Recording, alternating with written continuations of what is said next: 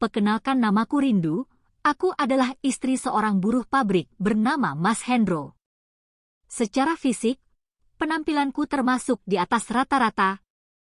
Aku tidak tinggi, namun aku punya penghias depan 34B. Rambutku yang sedikit bergelombang biasaku biarkan terurai hingga ke dada.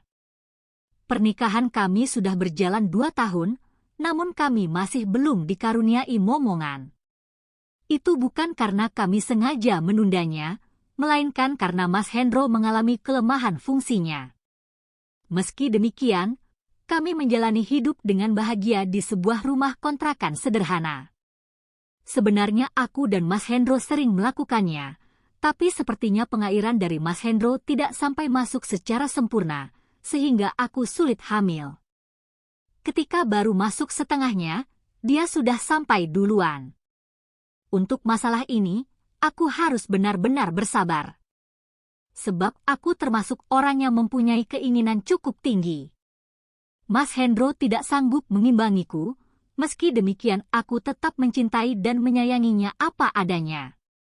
Namun ada satu hal yang membuat kebahagiaan kami terusik. Bapak mertua. Suatu hari ayah mertua datang berkunjung dan untuk jangka waktu yang lumayan lama. Namanya Pak Rajib, dan sudah 4 tahun ditinggal istrinya akibat sakit. Mas Hendro sangat takut dengan ayahnya, Mas Hendro tidak berani melawan. Dia memang seorang yang lembut dan tidak suka cari ribut. Tubuh Pak Rajib memang begitu kekar. Kabarnya dulu Pak Rajib pernah kerja di pedalaman Kalimantan selama beberapa tahun. Mungkin itulah yang membuat tubuhnya kekar dan berisi. Pada suatu pagi, bapak mertua lagi-lagi membuat ulah. Saat itu hari libur. Aku dan Mas Hendro sedang asik bersantai di rumah. Tiba-tiba bapak mertua mendatangi kami berdua, lalu memaksaku untuk ikut dengannya menghadiri acara pernikahan anak temannya. Katanya dia tidak mau pergi sendiri. Mas Hendro dan aku mencoba menolaknya dengan halus, tapi bapak mertua malah berkata dengan keras, bahkan hampir menyakiti Mas Hendro. Akhirnya aku buru-buru menyanggupinya, sebelum Mas Hendro terluka. Aku pun segera masuk ke kamar untuk ganti baju. Ah, sial. Bajuku masih banyak yang belum kering. Yang tersisa di lemari hanya baju batik terusan tanpa lengan dengan bagian bawah tidak sampai mencapai lutut. Tapi tidak ada pilihan lain, aku terpaksa memakai baju tersebut. Aku sempat melihat bapak mertua terperangah ketika melihat aku keluar dari dalam kamar. Mungkin dia terpesona dengan penampilan dan kecantikanku dengan baju itu. Mas Hendro melepas kepergianku dengan mengecup keningku dengan kasih sayang. Dia minta maaf karena tidak bisa berbuat apa-apa waktu itu. Aku mengatakan tidak masalah, sebab hanya pergi sebentar. Aku berusaha menghiburnya, supaya dia tidak terlalu merasa bersalah. Aku dibonceng motor dengan posisi seperti laki-laki. Tadinya aku ingin duduk dengan posisi menyamping, tapi hal itu tidak mungkin dilakukan, sebab bentuk jok motornya terlalu menyulitkan. Berkali-kali aku berusaha menutupi keindahan yang terlihat karena rok terangkat, tapi itu percuma. Akhirnya aku terpaksa membiarkan para pria di jalan melihatnya. Sebagian jalanan yang kami lewati begitu buruk, aku pun terpaksa berpegangan pada mertua agar tidak terjatuh. Luar biasa, bahunya terasa kokoh sekali, benar-benar bahu seorang pria sejati pikirku dalam hati.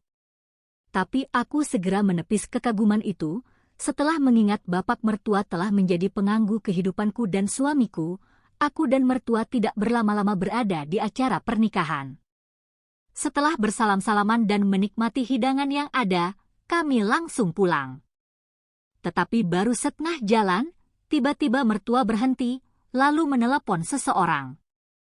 "Endre, kamu di mana? Aku pinjam kontrakanmu, ya? Kuncinya di tempat biasa kan?" ujar bapak mertuaku kepada temannya di ujung telepon sana. Setelah itu, dia menutup telepon, lalu melanjutkan perjalanan. Di sebuah persimpangan, Mertua membelokkan sepeda motornya ke arah lain. "Kita mau kemana, Pak?" tanyaku dengan jantung berdebar-debar. "Sudah, ikut saja, tidak usah banyak tanya," bentaknya. Aku langsung terdiam karena takut. Setelah beberapa lama, kami pun tiba di rumah sederhana. Kanan-kirinya hanya ada kebun jagung. Mertuaku mengambil kunci di bawah keset, lalu membuka pintunya. Kemudian menarik tanganku dan menyuruhku masuk ke dalam. Aku sempat memberontak. Tapi, bapak mertuaku terlalu kuat, sehingga dia bisa dengan mudahnya menarikku ke dalam. Rumah itu ternyata hanya sebuah kamar yang cukup besar dan dilengkapi dengan kamar mandi. Di dalam kamar itu ada sebuah kasur. Aku duduk di situ dengan takut-takut. Setelah menutup pintu, tiba-tiba bapak mulai memperlihatkan pesonanya. Sesaat aku terpesona melihatnya, perutnya yang kotak-kotak sangat berbeda dengan suamiku. Mertuaku mendekatiku hingga aku terjatuh ke kasur, lalu berbisik, "Rindu, ayo berilah aku, jangan teriak." Aku tersentak dan berusaha memberontak. Pikiran negatifku terbukti, dia hendak memaksaku. Aku tidak berani teriak, mertuaku terus berusaha, tapi aku menolaknya dengan menggeleng-gelengkan kepala. "Jangan, Pak. Jangan. Kumohon." Aku menghibah dan terisak. Tanpa memperdulikan permohonanku, dia terus berusaha menyosor. Pada sebuah kesempatan, akhirnya dia berhasil. Mertuaku melakukannya dengan tegas, khas lelaki yang kuat. Sesekali dia juga melakukannya dengan lembut. Aku benar-benar dibuat terpancing akan ulahnya itu. Aku mati-matian berusaha menahan apa yang mulai melandaku, tapi aku tidak bisa menipu diriku sendiri. Entah kenapa lama-lama aku mulai membalasnya, bahkan aku tidak menolak sama sekali. "Mas Hendro, maafkan aku ya. Aku tidak sanggup lagi." Tangisku dalam hati. Aku merasa bersalah sekali. Aku telah membiarkan orang lain yang bukan suamiku melakukannya. Padahal selama ini yang bisa melakukannya hanya Mas Hendro, suamiku. Tapi aku membela diri bahwa aku tidak punya pilihan lain. Jika aku memberontak, bisa saja mertuaku menyakitiku. Dorongan itu pun semakin menguasaiku, baru kali ini aku bisa seperti ini. Bahkan Mas Hendro pun belum pernah melakukannya SMA sekali. Aku terasa terbang di awang-awang. Rasanya sungguh fantastis. Mertuaku sepertinya tahu di mana titik-titik kelemahan seorang wanita. Saat itu aku benar-benar tidak mempedulikan statusku sebagai istri dari Mas Hendro. Aku dibawa ke langit ketujuh oleh bapak mertuaku. Aku tidak bisa membayangkan apa yang terjadi jika Mas Hendro melihatku dalam kondisi seperti ini. Apakah dia akan diam saja atau melawan? Aku tidak bisa mengira-ngiranya. Aku tidak tahu apa yang terjadi denganku, semuanya berjalan begitu saja. Aku benar-benar mengikuti alur yang tercipta dengan sukarela. Siapapun yang melihat kami pasti sepakat bahwa itu bukan merupakan sebuah pemaksaan. Aku sudah benar-benar pasrah. Di satu sisi aku ingin segera menyempurnakannya, tapi di sisi lain hati nuraniku berkata untuk menjaga diriku sebagai istri Mas Hendro yang setia. Tetapi di saat kebimbanganku itu, bapak mertuaku telah menyempurnakannya. Saat itu pula aku sudah tidak bisa mendengarkan nuraniku lagi. Aku pun larut dalam gelombang yang ada. Setelah beberapa lama, kami pun berganti posisi. Mertuaku benar-benar pintar, suaraku pun semakin keras saja. Aku sudah tidak peduli bila sampai ada orang yang mendengarnya. Di saat aku hampir selesai, aku mengingatkan agar nanti dibuang di luar saja. Tetapi, mertuaku mendadak memperlambat gerakannya, sehingga membuatku menjadi tidak karuan rasanya. "Aku mau buang di dalam, boleh kan? Aku mau titip sama kamu," kata mertua sambil menyeringai. Aku tersentak kaget, ucapannya benar-benar kurang ajar. Jangan Pak, aku mohon di luar saja, ucapku.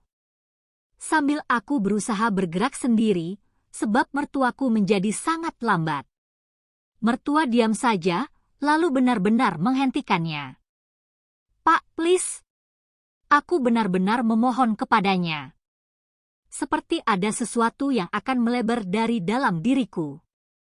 Tapi tertahan, sehingga membuatku gelisah.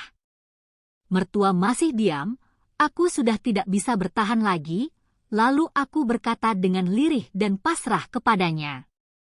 Ya sudah Pak, boleh di dalam, ucapku. Apanya? Ngomong yang jelas, seru mertuaku. Bapak boleh di dalam saja kalau memang mau titip itu Pak. Aku setengah berteriak.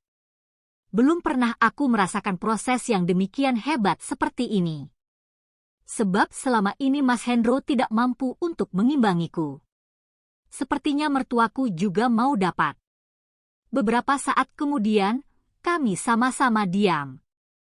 Mungkin masih menghayati sisa-sisanya yang masih terasa. Tiba-tiba aku ingat bahwa aku sudah terlalu lama pergi, Mas Hendro pasti mencariku.